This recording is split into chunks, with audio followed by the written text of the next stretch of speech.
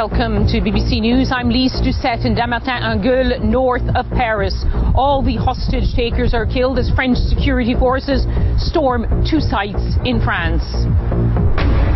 There's explosions and gunfire as a coordinated operation is launched to bring both sieges to an end. The two men wanted for the attack on Charlie Hebdo are dead. Their hostage survived.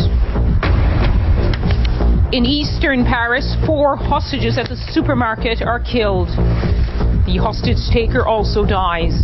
Both President Hollande of France and the US President Barack Obama have been giving their responses. I want to call you all to be vigilant, to remain united and to be mobilized. We stand for freedom and hope and the dignity of all human beings. And that's what the city of Paris represents to the world. And that spirit will endure forever.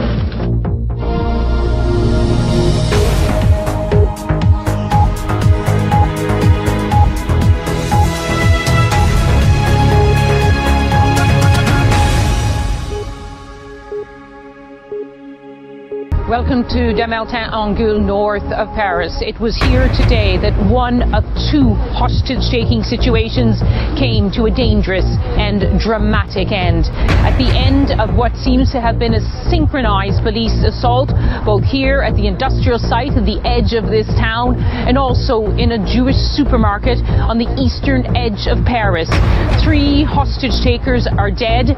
The hostage inside the industrial zone survived. Sadly, in Paris, 4 of the hostages died when the commandos stormed the supermarket. Tonight, President Hollande of France commended the work of his security forces and called on the nation to remain united.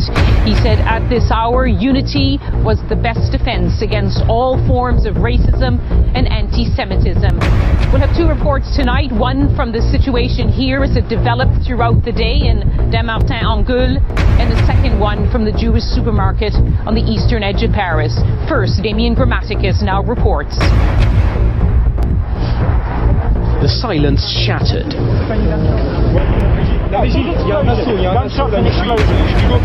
It was just before 5 p.m.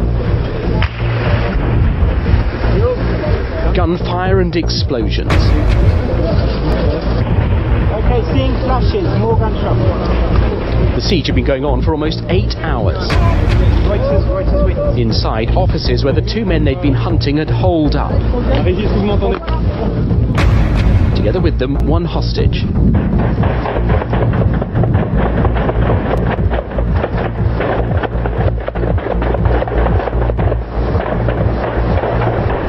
A violent end for the attackers who had killed 12 in Paris this week.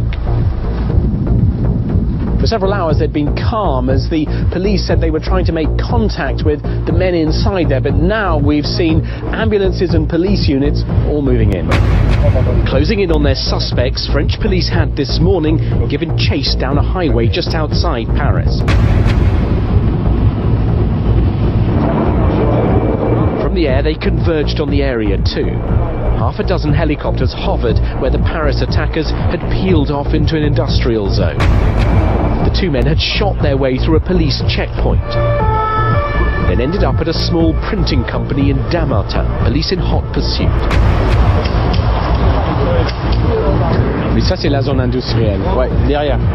Brian Rousseau and his colleagues had just got to work on the industrial zone. We heard the helicopters, we knew the suspects were in the area, he told me. So we started locking ourselves in. The police climbed over our fence and told us to evacuate immediately. But as police moved in, some were still stuck in their offices. This woman told me her daughter had telephoned to say, "Mum, there's an exchange of gunfire, the terrorists are here." The police were guarding those left in one room. The lights switched off while the operation was underway. Cornered after 2 days on the run, Sharif and Saeed Kouachi were still calm, according to one man they spoke to. He said they pretended to be police. He could have been a policeman if he hadn't told me that they did not kill civilians.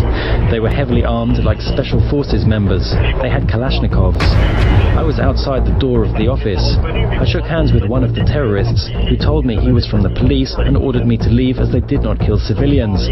So I left. Ce n'est pas une course contre la montre.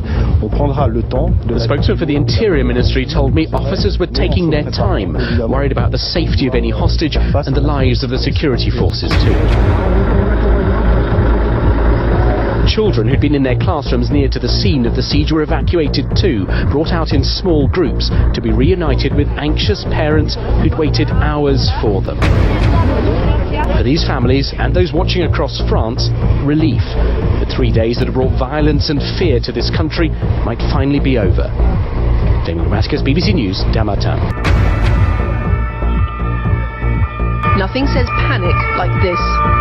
Anti-terror police stalking gunmen in a Paris neighbourhood. A desperate bid to save France's latest victims, lunchtime shoppers taken hostage within sight of the Eiffel Tower. At 1 o'clock today, the attackers, armed with machine guns, walked into this Jewish supermarket and took at least 5 people hostage. These are the key suspects in this latest crisis. 32-year-old Ahmedi Koulibaly and his 26-year-old girlfriend, Hayat Boumadiene.